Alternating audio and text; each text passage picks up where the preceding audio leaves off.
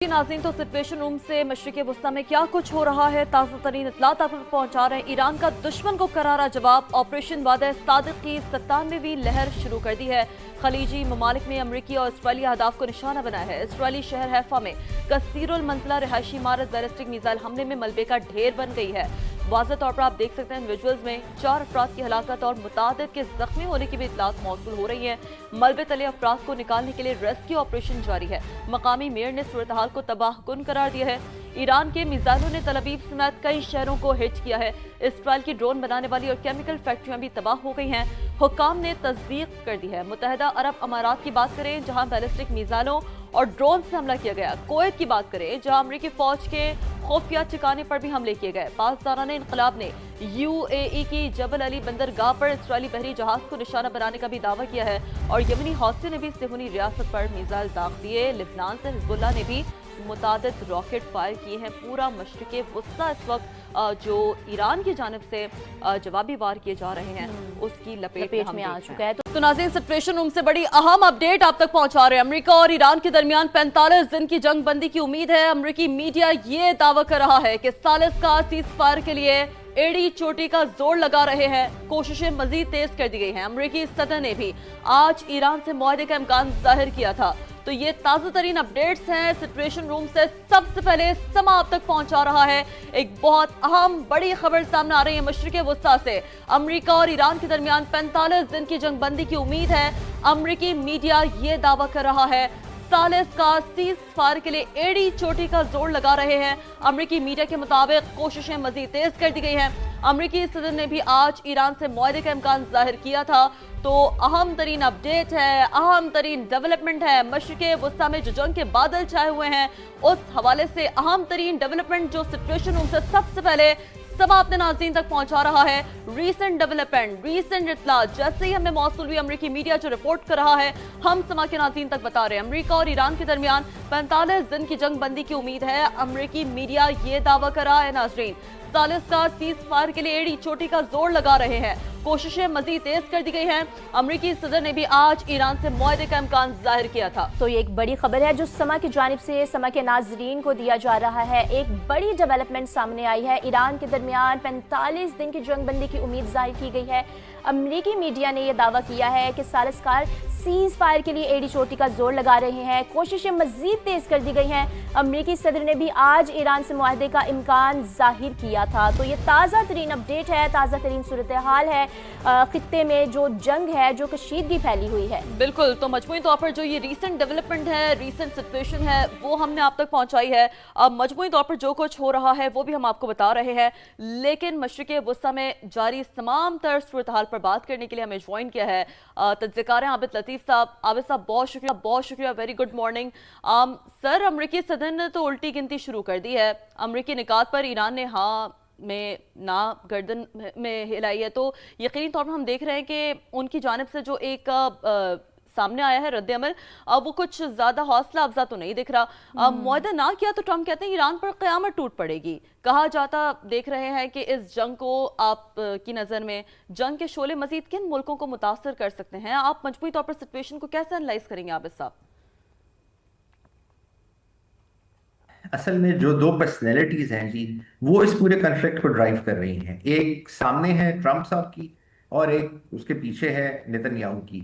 और दोनों ही जो हैं वो इस तरह की पर्सनैलिटीज हैं कि जिन जिन जिन जिन जिनसे कोई रैशनल, कोई बैलेंस रवैया आप एक्सपेक्ट नहीं कर सकते। नेतन्याहू जो है उसका तो जो टारगेट है वो है यही कि जो मुस्लिम वर्ल्ड है, पर्टिकुलरली जो अरब वर्ल्ड है और जो उसके साथ जो उसके स्फेयर में आती है, स्फेयर ऑफ इन्फ्लुएंस के अंदर, वो सारे के सारे ऐसे मुल्कों के जो बिल्कुल सिक्योरिटी वाइज बिनाइन कर दिया जाए, जिनकी कोई भी potency to retaliate, to challenge या किसी भी तरह से जो जोग्राफिकली भी वो इसराइल के ऊपर कोई भी किसी भी तरह का जो इन्फ्लुएंस है या किसी भी तरह की जो आप कह लीजिए कि जो इफेक्ट है वो उसको बिल्कुल जोग्राफिकली भी, फिजिकली भी, सोशली भी, इकोनॉमिकली भी, मिलिटरीली भी उसको बिल्कुल खत्म कर दिया। उसका तो ये टारगेट है।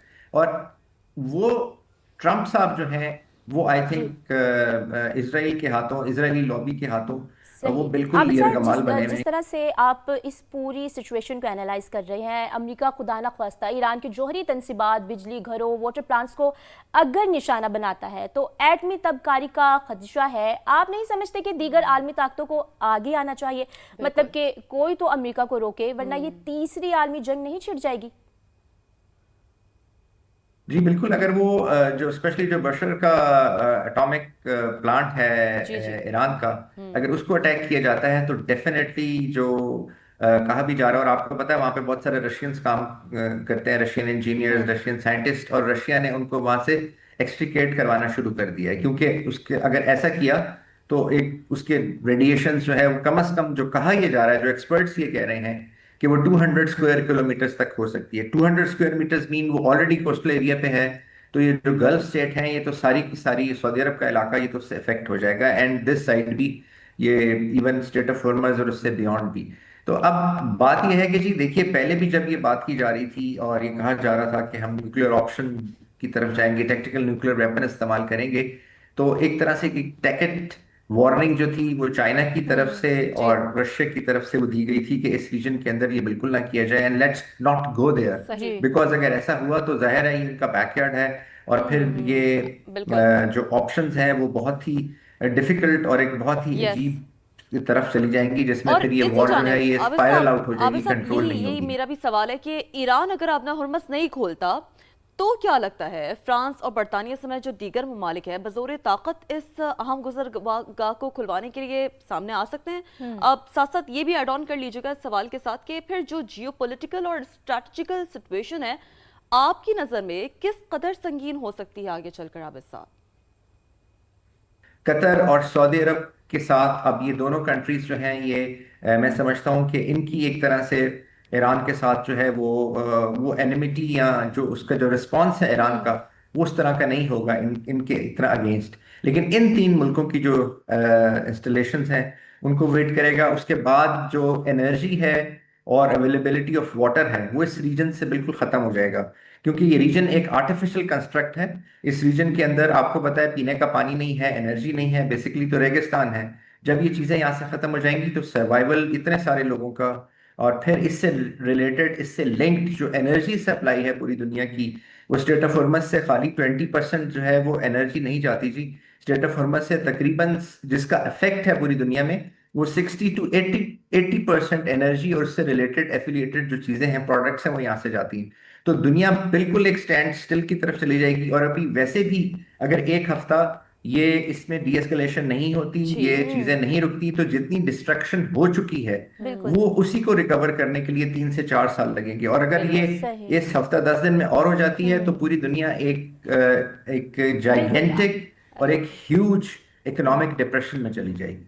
बिल्कुल आबिद साहब, जिस तरह आप ये रिकवरी की बात करते हैं और इस तमाम तर तनाज़े में अरब और दीगर खलीजी मुल्कों का किरदार कैसे देखते हैं आप, क्योंकि उनकी तरफ से मज़ीद इक़दामात की ज़रूरत है, तो आपको क्या लगता है कि अमेरिका के बड़े इत्तेहादी हैं?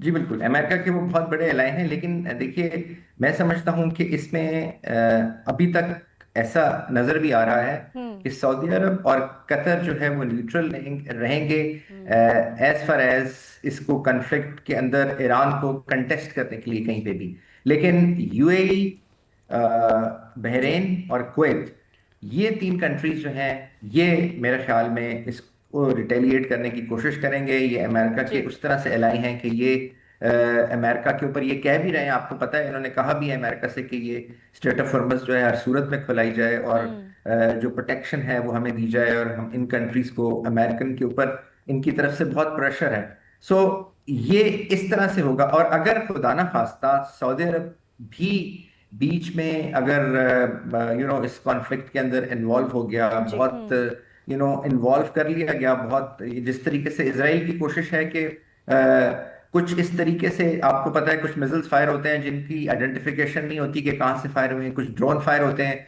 सऊदी अरब पे भी हुए, उसकी एम्बेसी पे भी हुआ, जो ईरान ने फौरन जिसको डिक्लेयर किया कि ये हमने नहीं किया था, वो अननोन लोकेशन से आते हैं, टारगेट सऊदी अरब होता है। तो वो कोशिश तो ये की जा रही है कि इस जंग को फैलाया जाए